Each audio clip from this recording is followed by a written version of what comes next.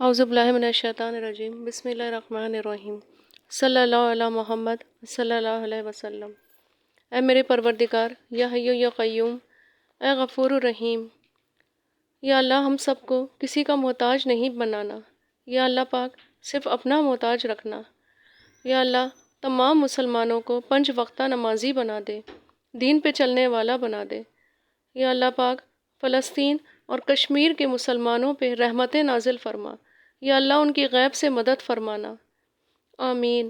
یا اللہ قیامت کے دن اعمال نامہ دائیں ہاتھ میں دینا، پل صراط پہ ثابت قدم رکھنا، آخرت میں رسوائی سے بچانا۔ یا اللہ سب کے کاروبار میں برکت عطا فرما۔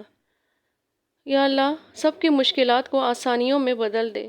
یا اللہ سب کی پریشانیاں دور کر دے، آمین ثم آمین۔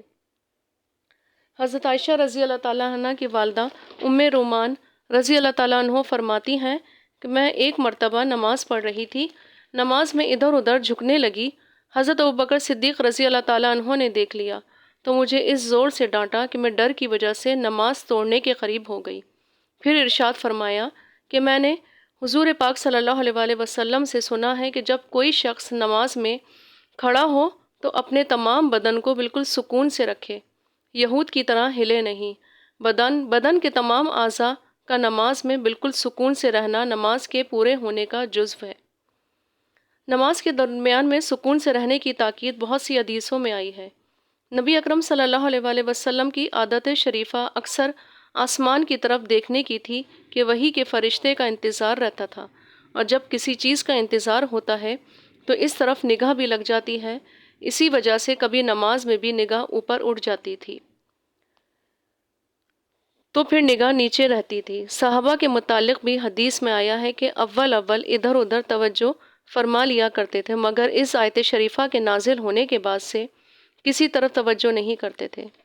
حضرت عبداللہ بن عمر رضی اللہ تعالیٰ عنہ اسی آیت شریف کے ذیل میں فرماتے ہیں کہ میں صحابہ کرام رضی اللہ تعالیٰ عنہ جب نماز کو کھڑے ہوتے تھے تو کسی طرف توجہ نہیں کرتے تھے، ہمہ تن نماز کی طرف متوجہ رہتے تھے، اپنی نگاہوں کو سجدے کی جگہ رکھتے تھے اور یہ سمجھتے تھے کہ حق تعالی شانہ ان کی طرف متوجہ ہیں۔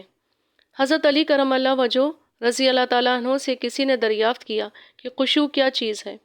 فرمایا کہ خشوع دل میں ہوتا ہے، یعنی دل سے نماز میں متوجہ رہنا، اور یہ بھی اس میں داخل ہے کہ کسی طرف توجہ نہ کرے۔ حضرت ابن عباس رضی اللہ تعالیٰ عنہ فرماتے ہیں کہ خشوع کرنے والے وہ ہیں جو اللہ سے ڈرنے والے ہیں اور نماز میں سکون سے رہنے والے ہیں۔ حضرت ابوبکر صدیق رضی اللہ تعالیٰ عنہ فرماتے ہیں کہ حضور اقدس صلی اللہ علیہ وآلہ وسلم نے ایک مرتبہ ارشاد فرمایا کہ نفاق کے خشوع سے اللہ ہی سے پناہ مانگو۔ صحابہ رضی اللہ تعالیٰ عنہ نے عرض کیا کہ حضور نفاق کا خشوع کیا چیز ہے؟ ارشاد فرمایا کہ ظاہر میں تو سکون ہو اور دل میں نفاق ہو۔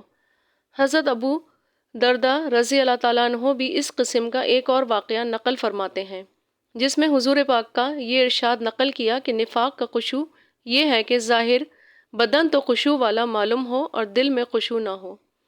حضرت قتادہ رحمۃ اللہ علیہ کہتے ہیں کہ دل کا خشوع اللہ کا خوف ہے اور نگاہ کو نیچی رکھنا۔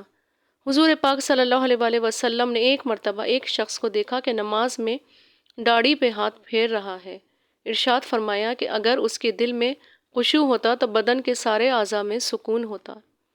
حضرت عائشہ رضی اللہ تعالیٰ عنہ نے حضور سے ایک مرتبہ دریافت کیا کہ نماز میں ادھر ادھر دیکھنا کیسا ہے؟